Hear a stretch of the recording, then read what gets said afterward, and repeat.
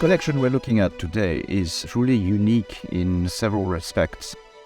It is a collection that has managed to encompass all the major heroes of the history of early modernism, from Manet to post-impressionism. That in itself is a very rare feature for any given collection.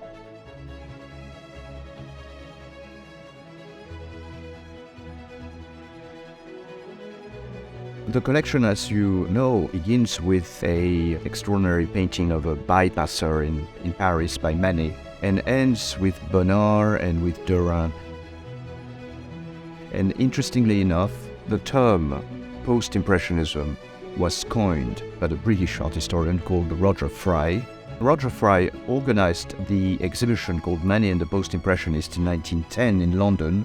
He decided to do pretty much what this particular collector has been doing, which is to go from Manet, considered as a major landmark, as a major pillar in the beginning of a new history of modern painting, and ending up with the post-impressionists, several of whom are represented in this collection.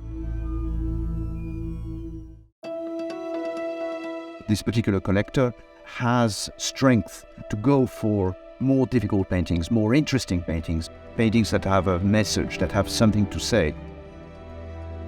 This is an exceptional collection in the sense that it includes pretty much every single movement that steps the way towards 1910. Manet is not an impressionist, refuses to be an impressionist, but is obviously very close to them. You have the Renoir, which is the quintessential and unique impressionist painting in this collection. Then you have the dying out phase of Impressionism, which is represented by several of them. I'm talking about the 1880s. Caillebotte is a kind of passionate ambassador, and he's trying desperately, but against all odds, never succeeds to bring them back together. You have Pissarro in the 1890s, Monet twice. Each one of them is looking for ways out, and they find very interesting, new, challenging forms of getting out of the Impressionist mold and into a different foray in new experimentation, new problems. Moving forward, the 1904, the Derain painting, which is the moment known as the Fauve Revolution, they really hit you. And there's also a sense of they don't really belong to anything else. What I find fascinating about looking at this collection over and over is that you rediscover a facet in the life, in the biographies, in the career of each one of these artists that you hadn't thought about. There's a definite sense of identification, a sense of synergy that this particular collector felt towards each one of these artists.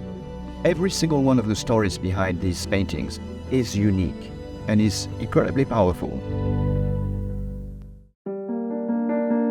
I'm very eager to go back to Sotheby's and rediscover in the flesh paintings that I feel like are old friends, and I have a particular strong bond to every single one of them and to all of them as an entity.